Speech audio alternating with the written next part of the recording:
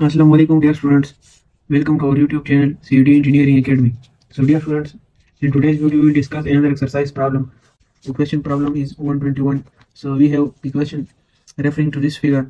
Compute the maximum force that can be applied by the machine operator if the shearing stress in the pin B and the axial stress in the rod are limited to 4000 psi and 5000 psi, respectively. The diameters for pin B here are 0.25 inch, and for rod the diameter is 0.5 inch here. So the question says that assume the single shear for the pin and B. So we have to assume here the single shear stress. Dear students, यहाँ पर हमसे question क्या कहा गया है, ये question में पूछा गया है बल्कि कि आप लोग फाइंड करोगे ये यहाँ पर आदमी कितना फोर्स लगाए कि ये मशीन ऑपरेट कर जाए, मतलब इसमें ये फेल ना कर जाए, टूटे ना। और आप लोगों ने ये पिन बी पर जो शेयर स्ट्रेस एज्यूम करना है वो इतना 4000 psi होगा, और रॉड में जो एक्सियल स्ट्रेस की वैल्यू होगी स्ट्रेन की, तो वो आप लोगों के साथ क्या है 5000 psi से ज़्यादा नहीं होना चाहिए, सही है। और यहाँ पर 4000 psi से ज़्यादा नहीं होना चाहिए। तो ये कह रहा है कि इस कंडीशन के मुताबिक आप लोग यहाँ पर क्या फाइंड करें, ये कह रहे हैं कि इस कंडीशन के मुताबिक आप लोग यहाँ पर फोर्स की वैल्यू फाइंड करें। तो डियर स्टूडेंट, फोर्स की वैल्यू तो हम फाइंड कर सकते हैं। फोर्स की वैल्यू हम कहाँ से फाइंड कर सकते हैं? देखो, शेयर का फार्मूला भी है V डिवाइडेड बाय A, और एक्सियल स्ट्रेस का फार्मूला भी है P डिवाइडेड बाय A। तो पहले हम फोर्स फाइंड करेंगे इस रॉड के हवाले से, ठीक है। इस रॉड में एक्सियल स्ट्रेस है तो इसके हवाले से हम पी को मद्देनजर रखेंगे। फिर उसके बाद हम शेयर स्ट्रेस यहाँ पर ये जो पिन है, ये जो बी पिन है, इसमें फोर्स को एनालाइज करके ये वी फोर्स तो सारों के लिए सेम है। सर अगर इस पिन पे ये फोर्स लग रहा है तो यहाँ पर भी सेम है, यहाँ पर भी वही फोर्स होगा। तो पहले फोर्स हम इस फार्मूले से निकालेंगे, फिर शेयर के फार्मूले से निकालेंगे इस फोर्स को। लेकिन डियर स्टूडेंट्स, यहाँ पर हमारे साथ एक और अननोन भी है, ये टी, ठीक है। यहाँ पर जो फोर्स टी है इसकी वैल्यू भी नहीं है, सही है। इस तरह करते हैं कि क्वेश्चन शुरू करते हैं, फिर आप लोगों को मैं उधर ही समझाता हूँ। अच्छा, जो स्टूडेंट्स, ये हमारे साथ क्वेश्चन है, ठीक है। गिवन डेटा जो यहाँ पर सब कुछ हमारे साथ गिवन था वो मैंने आप लोग के लिख लिया है, सही है। तो मैं आप लोग के लिए मैंने ये डायग्राम भी ड्रा किया हुआ है, सही है। गिवन डेटा भी लिखा है। ये axial stress in the rod 5000 psi, shear stress is 4000, pin B का जो डायमीटर है वो ये है, रॉड का डायमीटर ये है। हमने यहाँ पर सिंगल स्ट्रेस एज्यूम करना है। तो देखो यहाँ पर जो ये पिन है इसमें दो रिएक्शन आएंगे, एक हॉरिजॉन्टल में, दूसरा वर्टिकल में। इसका डायरेक्शन मैंने एज्यूम किया हुआ है, ठीक है। आप लोग जो भी ले सकते हैं, कोई भी ले सकते हैं। ये फोर्स इस साइड पे लग रहा है 10 डिग्री हॉरिजॉन्टल के साथ, तो इसका हॉरिजॉन्टल कंपोनेंट वर्टिकल कंपोनेंट बन जाएगा। यहाँ पर एंगल हॉरिजॉन्टल के साथ बन रहे हैं तो इसके साथ cos थीटा आ जाएगा, इसके साथ sin थीटा, सही है। अब देखो स्टूडेंट्स, यहाँ पर अगर हम सिंगल शेयर अगर यहाँ पर हम एक्सियल स्ट्रेस एज्यूम करेंगे इस रॉड में, इस रॉड के क्रॉस सेक्शनल एरिया पे हमारे साथ ये फोर्स इस एरिया के परपेंडिकुलर लग रहा है, तो यहाँ पर नॉर्मल शेयर प्रोड्यूस हो रहा है, और यहाँ पर ये फोर्स इस एरिया के पैरेलल लग रहा है, इसलिए यहाँ पर शेयर प्रोड्यूस हो रहा है, ठीक है। तो यहाँ पर ये एक्सियल स्ट्रेस के फार्मूले से हमारे साथ फोर्स को फाइंड करने के लिए आप लोगों के साथ ये भी गिवन है, ये भी गिवन है। लेकिन ये फोर्स की वैल्यू फाइंड करने के लिए पहले हमने ये टी की वैल्यू को फाइंड करना होगा कि टी की वैल्यू क्या है, सही है। अगर टी की वैल्यू हमें पता ना हो तो हम किस तरह फाइंड करेंगे कि यहाँ पर फोर्स क्या है। देखो, हमने यहाँ पर ये वाला फोर्स लेना होगा, और इसी तरह शेयर स्ट्रेस के फार्मूले से बी वी बाय ए हो जाएगा। तो देखो, अगर मैं यहाँ पर इस तरह करूँ कि इस टी को मैं पहले फाइंड करूँ, फिर इस बी वाई को फाइंड करूँ, फिर इस बी एक्स को फाइंड करूँ, सही है। देखो, अगर शेयर के फार्मूले में मैं ये टी वाला फोर्स डालूँ, टी की value in terms of P, तो हमारे साथ पी वैल्यू फाइंड हो जाएगी। इसी तरह अगर मैं इन दोनों का रिजल्टेंट फाइंड करूँ इन टर्म्स ऑफ पी और इसमें डालूँ तो पी की वैल्यू फाइंड हो जाएगी। ये आप लोगों को बहुत ही अजीब लगेगा कि मैं क्या कह रहा हूँ, जब तक मैंने खुद यहाँ पर सॉल्व नहीं किया हो। तो मैं यहाँ पर इस तरह करता हूँ, देखो, इस बी पॉइंट पर मैं पहले मूवमेंट जीरो लेता हूँ, सही है। इस बी पॉइंट पर पहले मैं मूवमेंट जीरो लेता हूँ, तो हमारे साथ क्या हो जाएगा, बी पॉइंट पर जब मैं मूवमेंट जीरो लूंगा, सही है। तो हम यहाँ पर फोर्स एनालाइज करेंगे।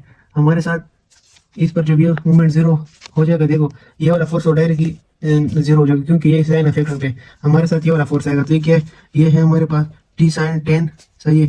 मूवमेंट है मल्टीप्लाई बाय 2। फिर उसके बाद हमारे साथ अगर ये है तो ये फोर्स इस तरह एंटी क्लॉकवाइज मूवमेंट कर रहा है, तो ये माइनस पी मल्टीप्लाई बाय इसका ये डिस्टेंस कितना है, ये डिस्टेंस हमारे साथ 6 है, इक्वल टू 0 हो जाएगा। तो इधर से हमारे साथ अगर हम ये कैलकुलेट करते तो ये वैल्यू हमारे साथ आती है 0.347 टी। अच्छा, फिर ये उधर जाके ये पी उधर जाएगा तो ये 6 पी हो जाएगा पॉजिटिव। तो अब हम जब यहाँ पर टी की वैल्यू निकालेंगे, सही है, टी की वैल्यू, ये टी की वैल्यू हम फाइंड करेंगे ना, क्योंकि एक्सियल स्ट्रेस में फोर्स की वैल्यू तो हमने टी डालना है। तो टी की वैल्यू जब हम फाइंड करेंगे यहाँ से हमारे साथ आ जाएगा, इस वैल्यू को 6 पे डिवाइड करें तो हो जाएगा 17.276 पी। मैं एक बार फिर करता हूँ कि इसे वैल्यू आ रही कि नहीं। हाँ, यही वैल्यू आ रही। तो यहाँ पर 17.2 276p आंसर आ रहा है। तो इसको मैं इक्वेशन 1 नाम देता हूँ। सही है, यहाँ पर मैं इक्वेशन 1 नाम देता हूँ। अब देखो डियर स्टूडेंट्स, मैं जो आप लोग को कह रहा था कि आपको टी की value in terms of P निकाले। अब देखो अगर ये वैल्यू मेरे साथ आ गई, सही है, और मैं अब यहाँ पर शेयर स्ट्रेस, मैं यहाँ पर नॉर्मल स्ट्रेस फाइंड करना चाहूँ इस रॉड में, तो यहाँ पर मैं पी डिवाइडेड बाई ए लिखूंगा। सही है, पी डिवाइड बाई ए लिखूंगा ना, तो यहाँ पर हमारे साथ एरिया आ जाएगा इस रॉड का डायमीटर जो कि आएगा हमारे पास 5/4 डी स्क्वायर। डायमीटर भी हमारे साथ गिवन है, पी में ये फोर्स आएगा, ठीक है, ये टी वाला, क्योंकि यहाँ पर फोर्स तो हमारे साथ टी है ना, तो इसमें हम टी की वैल्यू डालेंगे, वो क्या हो जाएगा, ये वैल्यू आ जाएगी, तो हमारे साथ पी फाइंड हो जाएगा in terms of axial stress. सही है, फिर इसी तरह इन टर्म्स ऑफ हमने शेयर स्ट्रेस पी की वैल्यू फाइंड करनी होगी, तो फिर हमारे साथ उन दोनों में जो वैल्यू मिनिमम होगी उसका सेफ लोड हो जाएगा, तो वो हम आंसर होगा। अब हम इसके बाद क्या करेंगे, अब हम यहाँ पर ये बी वाई और बी एक्स जो है ना, इसकी इसी तरह वैल्यूज निकालेंगे इन टर्म्स ऑफ पी, मतलब कि उसकी आंसर आ जाए लेकिन पी में हो आंसर। सही है, इसी तरह वैल्यूज हम शेयर के भी निकालेंगे, फिर उसके बाद हम फॉर्मूले से डायरेक्ट फोर्स की वैल्यू फाइंड करेंगे। ये स्टूडेंट्स, उम्मीद है कि आप लोगों को ये समझ आ रही होगी। सही है, अब मैं यहाँ पर इस तरह करता हूँ कि यहाँ पर ये डायग्राम मैंने यहाँ पर आप लोगों के लिए रख लिया।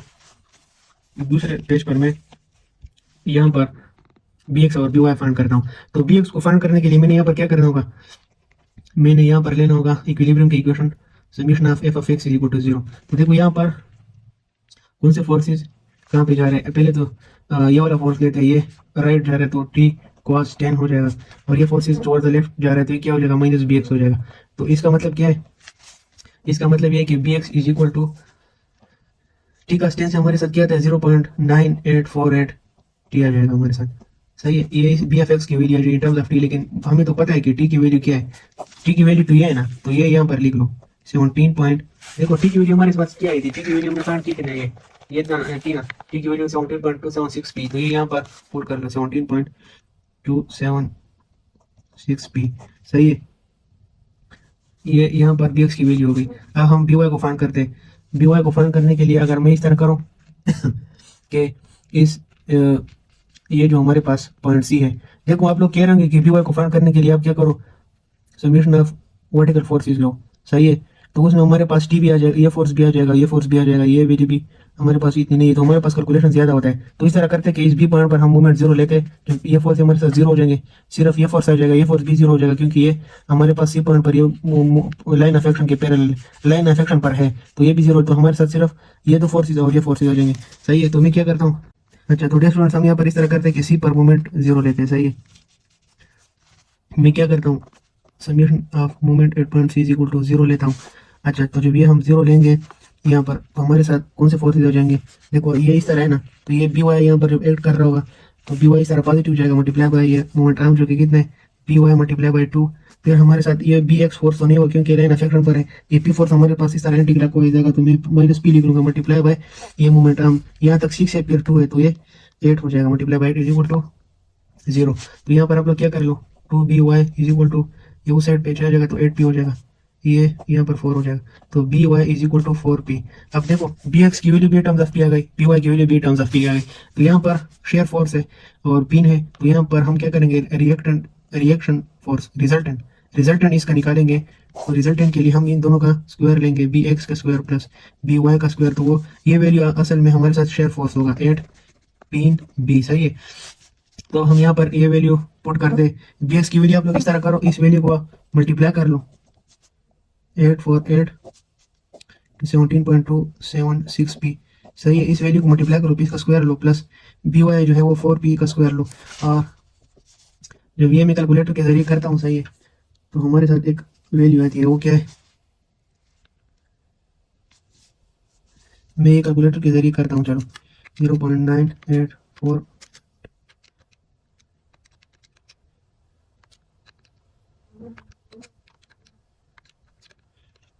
तो इसे हमारे साथ क्या वैल्यू आ रही, इसे हमारे साथ वैल्यू 17.47। सही है, पी भी इसके साथ लिखते हैं, तो ये हमारे साथ असल में शेयर की वैल्यू आ गई 8 पिन बी। तो हम क्या करते हैं, हम इस तरह करते हैं कि शेयर स्ट्रेस का फार्मूला लिखते हैं, वो v डिवाइडेड बाय ए है। सही है, यहाँ पर हमारे पास शेयर लिमिटिंग की वैल्यू क्या दी थी, देखो यहाँ पर 4000 psi, तो ये इसकी जगह 4000 लिखो, इज इक्वल टू v तो हमारे पास ये था ना, शेयर पिन 8b में हमारे पास शेयर फोर्स तो ये था ना, ये हमने निकाल लिया 17.47 p divided by 5/4 D square, यहाँ पर स्पिन का डायमीटर हमें दिया था जो कि 0.25 था, इसका स्क्वायर लेंगे। सही है, तो यहाँ से हमारे पास पी की वैल्यू फाइंड हो जाएगी। इसको इस तरह करो, इस एरिया को कैलकुलेट करो, फिर इसके साथ मल्टीप्लाई करो और इस वैल्यू पे डिवाइड करो ताकि सर पी की वैल्यू आ जाए। कुछ वैल्यूज आप लोग खुद भी कैलकुलेट करें। सही है, सारा हम नहीं कर सकते। तो आपके साथ पी की वैल्यू शेयर के केस में 11.23 आ जाएगा। सही है, फिर आपने इसी तरह क्या करना है, इसी तरह आपने नॉर्मल स्ट्रेस या एक्सियल स्ट्रेस से भी निकालना है। मैं यहाँ पर ही कर रहा हूँ, उसमें इतना काम नहीं है। देखो, normal stress is equal to क्या हो जाएगा, यहाँ पर पी बाय ए हो जाएगा। यहाँ पर इस रॉड में पी क्या है, टी है ना। पी मतलब यहाँ पर फोर्स क्या है, इस रॉड में टी है ना, तो यहाँ पर टी बाय ए हो जाएगा। इसकी वैल्यू हमारे साथ कितनी थी, इसकी वैल्यू हमारे साथ है 5000 psi। सही है, तो यहाँ पर टी की वैल्यू तो हमने फाइंड की थी जो एक थी 17.276 पी के बराबर, और यहाँ पर एरिया हो जाएगा 5/4 डी स्क्वायर, यहाँ पर डायमीटर 0.50 स्क्वायर है और ये 5000। तो यहाँ से आप लोग के साथ पी की वैल्यू फाइंड हो जाएगी जो कि कितनी 56.83 पाउंड। अब देखो डियर स्टूडेंट्स, एक पी की वैल्यू हमारे साथ 11.23 आ गई और दूसरा 56.8। तो देखो कौन सी वैल्यू छोटी है, ये वैल्यू छोटी है। इसका मतलब है कि हमने सबसे यहाँ पर मिनिमम वैल्यू लेनी होगी, क्योंकि अगर हमने ये वैल्यू ले ली जो कि एक्सियल रॉड से फाइंड हो गया, तो ये पिन जो है, जो बीम है, उसमें शेयर स्ट्रेसेस इतने ज्यादा हो जाएंगे कि ये अलाउएबल स्ट्रेस है जो कि 5000 psi है, इससे स्ट्रेसेस ज्यादा हो जाएंगे। तो यहाँ पर फेलियर का खतरा है अगर हम ये फोर्स इस्तेमाल करें, इसलिए हम मिनिमम फोर्स यूज करेंगे। तो यहाँ पर पी की वैल्यू हमारे साथ क्या होगी, ये इसका आंसर होगा। सही है, और ये था इसका रिक्वायर्ड सोल्यूशन। उम्मीद है कि आप लोगों को समझ आई होगी। मेरी पूरी कोशिश थी कि आप लोगों को अच्छी तरह समझाऊं। ये था इसका सोल्यूशन। फिर भी आप लोग को अगर किसी चीज़ की समझ नहीं और आप लोग कहते हो या आप लोग की कोई सजेशन हो तो कमेंट में आप लोग मुझे कमेंट कर सकते हो, मैं आप लोग को रिप्लाई दूंगा। इस वीडियो को लाइक कीजिए अगर कंसेप्ट क्लियर हुआ और आप लोगों को हेल्पफुल लगा। दोस्तों के साथ भी चैनल शेयर करें ताकि ज़्यादा ऑडियंस हमारा चैनल देख सके। सही हो, और फिर उसी के साथ चैनल को भी सब्सक्राइब करें। इंशाल्लाह फिर मिलते हैं नेक्स्ट वीडियो में।